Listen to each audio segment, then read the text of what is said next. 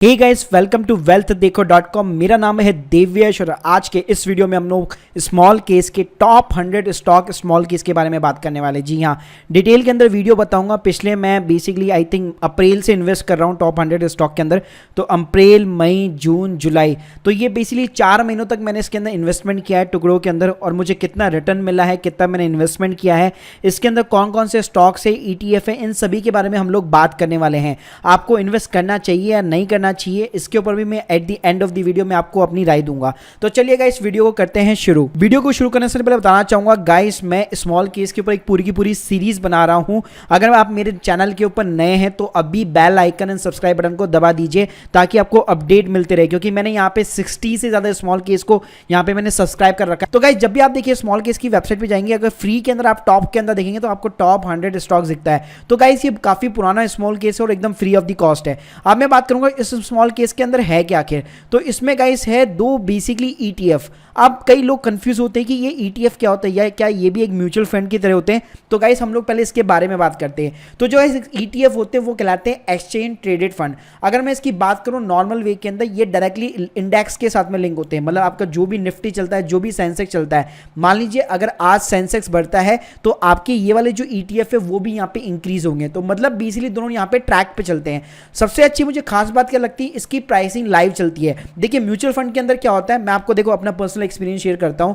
मान लीजिए 12 बजे मार्केट जो यहां पे क्रैश हो गया, आपको दिख गया कि 0.80% 1% से सेंसेक्स यहां पे क्रैश हो गया है। अब उस टाइम पे आप यहां पे शेयर्स खरीदना चाहते हैं तो ETF के अंदर तो क्या होता है, प्राइस यहां पे लाइव चलती है। म्यूचुअल फंड में क्या होती है, 3:30 बजे के बाद में जो NAV है वो डिसाइड होती है। तो अगर आप 3 बजे देखेंगे तो आप देखेंगे यार वो जो 1% जो गिरा था पूरा का पूरा, वो यहां पे रिकवर हो चुका है। तो होता क्या, अगर मैंने 12 बजे किसी म्यूचुअल फंड के अंदर इन्वेस्ट किया तो मेरे को जो NAV मिलती है वो अगेन रिकवर होके मिलती है, मतलब कोई भी को प्रॉफिट नहीं होता।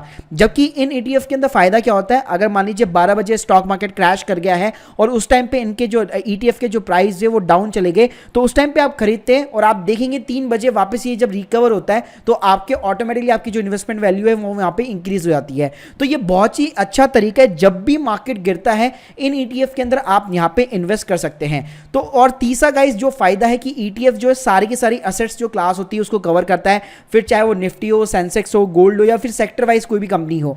उसके बाद में guys easy to buy and sell है। सबसे अच्छा फीचर मुझे ये भी लगता है, एक्चुअली क्या होता है ना, कई बार जैसे मैं अपना जो इमरजेंसी फंड भी है वो भी मैं इन ETF के अंदर इन्वेस्ट करता हूं। उसका रीजन मैं बताता हूं। एक्चुअली म्यूचुअल फंड के अंदर क्या होता है, जब भी आप म्यूचुअल फंड को सेल करते हैं तो कम से कम 2 दिन लग जाते हैं आपके वापस जो पैसा है वो आपको मिलने के अंदर, क्योंकि वो आपके बैलेंस के अंदर आएगा, फिर उसके बाद में आपके डीमैट अकाउंट के अंदर क्रेडिट होगा, सेल यूनिट्स होगी, उसके बाद में जाके आपके बैंक अकाउंट के अंदर क्रेडिट होगा, तो काफी टाइम लग जाता है। ETF के अंदर क्या होता है, आपने फटाफट आज बेचा, उसकी 80% वैल्यू आपको इंस्टेंटली यहाँ पे मिल जाती है, 20% आपको नेक्स्ट डे मिल जाती है। तो फटाफट आपके बैंक अकाउंट के अंदर जो भी बैलेंस होता है, इमरजेंसी फंड चाहिए होता है आपको, तो एकदम लिक्विडिटी रहती है यूं के यूं। उसके बाद में गाइस जो ETF होते हैं उसके अंदर बेसिकली प्रॉपर तरीके से यहाँ पे फंड मैनेजर्स होते हैं जो एक्सपर्ट होते हैं सारी की सारी चीजों के। तो गाइस जो टॉप 100 स्टॉक वाला जो स्मॉल केस है, इसमें यहाँ पे निप्पॉन इंडिया जूनियर 20 ETF और निप्पॉन इंडिया निफ्टी 50 ETF दिया हुआ है। अब देखिए जो निफ्टी 50 BS ETF दिया हुआ है वो पूरा का पूरा आपका जो निफ्टी का इंडेक्स होता है उसको यहाँ पे ट्रैक करता है। तो देखिए गाइस जो निप्पॉन इंडिया ETF जूनियर 20 है उसका आप देखेंगे 62% लार्ज कैप स्टॉक के अंदर लगा हुआ है, 30% मिड कैप के अंदर लगा हुआ है और 3% यहाँ पे स्मॉल कैप के अंदर लगा हुआ है। निप्पॉन इंडिया का जो दूसरा वाला है ETF निफ्टी 2050 करके, उसमें भी आप देखेंगे 88% यहाँ पे लार्ज कैप है, 0.6% यहाँ पे मिड कैप है, 0.01% यहाँ पे डेप्ट है और 0.01% यहाँ पे वेरी लो सिक्योरिटीज है। तो गाइस आप देख सकते हैं ये पूरा का पूरा इन लोगों ने सारे सेक्टर का कर लिया है। मतलब मेजरली एक तो आपका लार्ज कैप हो गया, उसके बाद में मिड कैप हो गया, उसके बाद में स्मॉल कैप हो गया। तो मेजरली तो यहाँ पे लार्ज कैप कवर हो गया जो कि डायरेक्टली आपके जो निफ्टी होता है उससे यहाँ पे ट्रैक होता है। अगर मैं रिटर्न्स की बात करूँ, आप देख सकते हैं यहाँ पे एक साल का 51, 2 साल का 20, 5 साल का 13%। सेम कहानी यहाँ पे ETF निफ्टी 20 के अंदर देखेंगे, 5 साल का आपको 14%, 1 साल का 50%।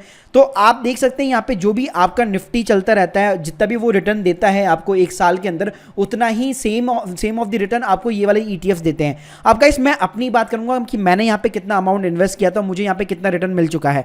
तो गाइस मैंने अपनी यहाँ पे शुरुआत की थी 19 अप्रैल से। जी हाँ, 19 अप्रैल को मैंने 10,000 रुपये लगाए थे, फिर 30 अप्रैल को 15, फिर 25 मई, फिर 7 जून, तो बीच बीच में यहाँ पे मैं 5,000 रुपये जब भी मार्केट यहाँ पे क्रैश होता था, जब भी डाउन जाता था, उस टाइम पे मैं 5,000 रुपये यहाँ पे लगाता रहता था।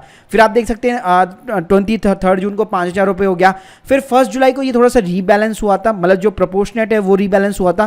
फिर 2 जुलाई को अगेन 5,000, फिर 6 जुलाई को 5,000, फिर 10,000। तो अगर आप टोटल देखेंगे तो 90,000 रुपये मैंने पिछले यहाँ पे 3 से 4 महीने के अंदर यहाँ पे इन्वेस्ट किए। अब मैं बात करूंगा रिटर्न्स की, तो जैसे मैंने बताया आपको 1 जुलाई को ये यहाँ पे रीबैलेंस हुआ था, तो रीबैलेंस हुआ तो उसके अंदर मुझे 732 रुपये का यहाँ पे प्रॉफिट हुआ था। ठीक है, उसके साथ में मैंने जो भी अमाउंट इन्वेस्ट किया है, तो अगर आप टोटल रिटर्न देखेंगे तो 3,903 रुपये का हो गया, मतलब 4.5% का रिटर्न। और अगर आप करंट रिटर्न्स की बात करेंगे, मतलब बेसिकली रिलाइज, क्योंकि मैंने इतना अमाउंट जो यहाँ पे रिलाइज कर लिया है, तो करंट रिटर्न अभी 3,170 रुपये है। दोनों को ऐड करने के बाद में 3,903 हो जाता है। तो गाइस आप ये कह सकते हैं तो फ्री स्मॉल केस है। यहाँ पे जो मेरी फीस लगी थी मात्र 100 रुपये प्लस 18% जीएसटी, मतलब 118 रुपये लगे थे। तो मैंने 118 रुपये दिए थे, उसके अंदर मुझे ETF मिले थे। और यहाँ पे पूरी तरह से मेरे को यहाँ पे स्मॉल केस जो है पूरा ट्रैक करके दे रहा था। तो आप देख सकते हैं 3 से 4 महीने के अंदर अगर आपको 4% का रिटर्न मिल रहा है, तो अगर आप पूरे साल भर की बात करें, अगर 11 से 12% का भी ऑन एन एवरेज अगर आपको रिटर्न मिल जाता है तो भी बहुत ही बढ़िया बात है। जी हाँ गाइस, स्टॉक मार्केट के अंदर लोग ये सोचते हैं कि बस मैं अपना पैसा डबल करना चाहता हूँ। नहीं, ऐसा नहीं करना है आपको। जो बिगनर, जो बेसिकली इन्वेस्टर है, उनको हमेशा यहाँ पे इन तरीकों से यहाँ पे शुरुआत करनी चाहिए, ETF से शुरुआत करनी चाहिए, ताकि म्यूचुअल फंड के अंदर जैसे बताया कि इसमें थोड़े से 2-3 लूप होल्स होते हैं। अगर आप मार्केट क्रैश होता है तो उस टाइम पे आप लाइव नहीं खरीद सकते, लेकिन इस टाइप का अगर आप स्मॉल केस कोई भी सब्सक्राइब करते हैं ETF वाला, तो उसके अंदर आसानी से जब चाहे जब भी मार्केट क्रैश होता है उसके अंदर आप यहाँ पे इन्वेस्ट कर सकते हैं। सो गाइस, मैंने आपको अपना एक्सपीरियंस बता दिया इस वीडियो के अंदर। So guys, hope you like this video, please subscribe our channel. आने वाले कुछ वीडियो के अंदर जितने भी स्मॉल केस है उन सबके ऊपर मैं यहाँ पे रिव्यू करने वाला हूँ। Thank you guys, thank you very much.